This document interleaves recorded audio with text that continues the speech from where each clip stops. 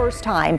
Investigators are saying they believe Asha was the victim of a homicide. Federal, state, and local law enforcement, you can see here, were swarming that property in Shelby, and they may have turned up a key clue. Officers towed this green car that resembled the description of a car from all those years ago. Hello everybody, how are you? Welcome to The Search. My name is Lisa.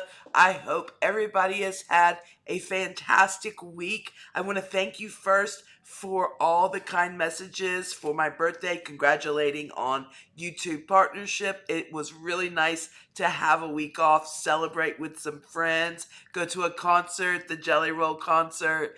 Just a great time. I haven't had some time off like that in a while, but I am back and I just want to thank you for the growing support, and let's keep on moving. Today, guys, we are going to be talking about Asha Degree. I am hoping that I can give you as much updates and info as possible. I want to let you know, Asha Degree was my first video on YouTube I ever did. So I'm going to leave the link. One, if you are not very familiar with her case, you can go back and watch the whole thing. And I think it'll be interesting also just to see the difference, because like I said, it was my actual first one. So to how much we've grown, but it was one that I'm also always so proud of. With that being said, I also have covered her on other platforms. So I also live in North Carolina. Asha Degree was a 9-year-old little girl that went missing February 14th, 2000. Was to believe that she walked out the door on her own in the middle of the night. That's where it all went wrong. It has been very hard through the years to not have any kind of answers. We've been looking for closure for 24 years. And also to wrap our minds around why she decided to walk out the house that night, because not only was it a little cold, it was raining that night. It just was very baffling. After many investigations and looking in, of course, the parents have totally been cleared of everything. No one in the investigative departments have ever gave up. They have kept this open. Here we are now. We have gotten some type of breakthrough, and we're going to talk about it. They have issued warrants. The new warrants do reveal the new details in this case that possibly she has been murdered. We're going to talk about what they know, what they've released, and what y'all think, because I really want to know in the comments. If you are not familiar at all, like I said, I will leave the link. I'll give you a little bit of a background so you can keep up with what was going on. Asha Degree is from Shelby, North Carolina. She went missing, like I said, when she was 9 years old. They believe now, of course, that she was killed, and this was all according to the new search warrants documents that were released on Monday. Investigators think that Degree's disappearance may be linked to a family in Cleveland County. This is all alleged. Nothing has been confirmed, so I just want to put that out there as we go along. I've made my own notes and tried to kind of break this down because it can get a little complicated. A series of search warrants were made public Monday, September 16th, in connection with searches recently carried out by the Sheriff's Office, FBI, State Investigation Bureau. Law enforcement executed search warrants at multiple properties now. So, a couple of them, guys, including a home and property in Shelby. So that's kind of like, ooh, because Shelby is not that big of an area. All right, I am familiar with the area, and it is really just your mom and pop kind of town, guys, where everybody kind of knows each other. So let's keep going. I want you just to keep that in mind and to hear that there was a search sent there, an assisted living facility in Vale, and a home in Charlotte, which isn't too far from there. Charlotte, North Carolina. A lot of people might be more familiar with that town. The locations are owned and lived in by members of the Dedman family. The search warrants were requested after DNA samples linked Asha with Anna Lee Dedman Ramirez and a man named Russell Underhill, according to the documents. Degree has not been seen since she went missing on February 14th, 2000. They actually call her Shelby Sweetheart because she did go missing on Valentine's Day. Some of her belongings, however, were found in Burke County, which is that neighboring county, more than 1 year after her disappearance. Asha's backpack was discovered more than 30 miles, guys, from where she reported last seen, which was 17 months after she went missing. And like I said, I'm going to link my video because I go into a lot of depth of how they found their things, what all happened the night that she went missing, who witnessed things, who didn't. It's good. I will tell you that because it was our first video, we did have a little bit of audio, so sometimes the music got a little loud behind. We learned from it, but it is still a fantastic video with, you can tell, very passionate feelings behind it. The girls' belongings were wrapped into 2 sealed black plastic garbage bags and were found along North Carolina Highway 18 near Morganton, court documents read on Monday. 2 of the items in the backpack reportedly returned results linking DNA to Anna Lee Dedman Ramirez, who at the time was 13 years old at the time Degree went missing, and Underhill. According to the documents, a sample of hair stem was taken from Degree's undershirt, appeared to match Anna Lee Dedman as well, their DNA. There were 2 other sisters of Anna Lee who were ages 15 and 16 years back in February of 2000. So what the investigators are now believing is Degree is a victim of homicide. With her body concealed, authorities wrote in the search warrant application. They have not released, of course, everything that they know. They normally don't do that, of course, but they evidently have enough information, one, to have even got these search warrants after all these years. There was connections, I believe, through genealogy. Like I said, this is all allegedly. I'm waiting to find out to get exactly what all they have, if they're going to make any arrests. We are still waiting all on that. What I want to say is, because Dedman's sister's ages at the time, investigators believe that even if they did something to her, that there had to have been an adult assistance. Like, they just didn't do something to Asha without, as some type of adult assistance. And they're saying from the father, Roy Dedman, and their mother, Connie Dedman, would have been necessary in the execution and or concealment of a crime. So, meaning, if they had to hide her or get, these are a lot younger kids at the time, could not have done this all by themselves. There's a lot of things in play, though. I mean, there's been a lot of, like I said, things in book bags. There's so much different things going into this that it's going to, I think, be a very difficult trial, whichever way they go out, or if they even are able to bring anybody up. This, I believe, is the very beginning of finding updates and possibly starting to figure out what happened, which is the closest they've ever been. So, like I said, that hasn't been released, but this is what we're getting now. Several search warrants were carried out for the Dedman parents, Anna Lee Dedman Ramirez, and multiple properties associated with them. Roy Dedman, home at 621 Cherryville Road, is about 3.7 miles. So not even 4 miles, guys, from Asia's last known location near North Carolina Highway 18. See, when she got out, her house was right close to Highway 18.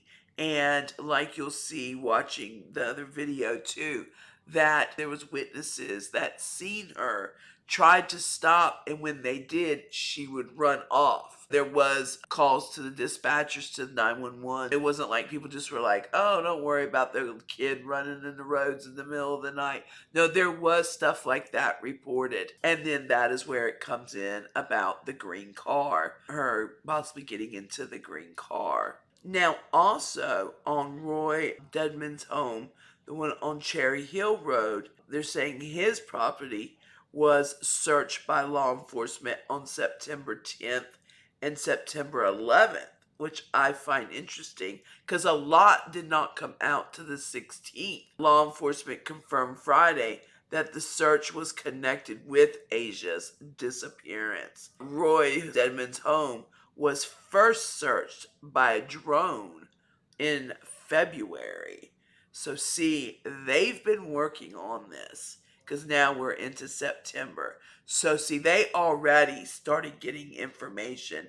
It's just all now coming out. So back in February, they had a drone out. Russell Underhill, the man whose DNA may be the match. He may be the match with what was found on Asia's belongings, lived in at least 2 facilities. See, they own these facilities, operated by Roy and Connie Dedman at the time of the young girl that disappeared. Okay? So, he resided at Northbrook Rest Home between 2002 and 2004. I will tell you, though, that Underhill did die in 2004. That puts us in a spot of also, are we going to be limited on how much information? But DNA does not lie. Right now, again, people are always innocent until proven guilty. This is just information coming out now of the different things that they're starting to find. They're being a little tight-lipped on exactly everything. There was a statement released from one of the government officials, really being careful of what people were saying, asked people to be very respectful because, like I just said, you are innocent until proven guilty. These are new things coming out. He gave examples of ways that this could be all cross-contamination, that Asia had been around these people. This county is followed this case, and it's kind of like the known case of the county. They're ready for answers. A lot of people, especially if they don't know a lot about DNA, how things can work, how cross-contamination can work, they hear, oh, they had the DNA on there, well, he did it. But they're following up on everything. So, with all that being said, I want to say this. It was not entirely clear how Underhill was related or connected to the Dedmans. Underhill knew and associated with Roy Dedman, investigators found. Roy Dedman was listed as Underhill's emergency contact, according to medical records. Anna Lee Dedman Ramirez's home in Charlotte was also searched and documents shown. What was found during the searches? I can tell you a little brief that they reported 29 vehicle registered to Roy's name. Okay, 29. 3 green vehicles and 1 red truck were seen in his property in Shelby. At least one of the older green vehicles were seized from the property last week. The vehicle resembled a car and wanted in the connection with Asia's disappearance. Authorities believed Asia got into a 1970s era green vehicle on the night she went missing. In 2016, also, the FBI said they were looking for a 1970s era. The vehicle taken last week from the Cleveland County property was identified as an AMC Rambler. So that's the vehicle that they picked up. Also, I want to tell you, authorities did say that they took a variety of computers, laptops, cell phones, records from Roy Dedman's house. There are also a human tooth in a plastic bag. Not sure about what. That was retrieved. According to the search warrant documents, Dedman also had DNA sample taken from him during that time. I will let you know when they looked on the properties that were all listed, everybody involved, there was no human remains found anywhere, anything like that. So right now, we're just kind of dealing with some DNA matches that they feel enough suspicion. Like I said, have not released everything to be able to go in and search these houses, these properties, and these people. There was over 100 pages in the search warrant. Cell phones, their cameras, the tooth, all like electronics they were gathering. I will tell you this. The attorney for Roy Dedman had a press conference last week. The attorney confirmed that the property searched that week by the FBI and local authorities belong to Roy Dedman, who is reportedly in his 80s. However, the attorney said that Roy denies any involvement in or knowledge of Asia's disappearance. Search warrants documents did say that Roy Dedman did not appear to have any ties with Degree or her family. So, back then, there was no involvement with the family. He was around there, of course, but he wasn't like friends with him or like hanging with them.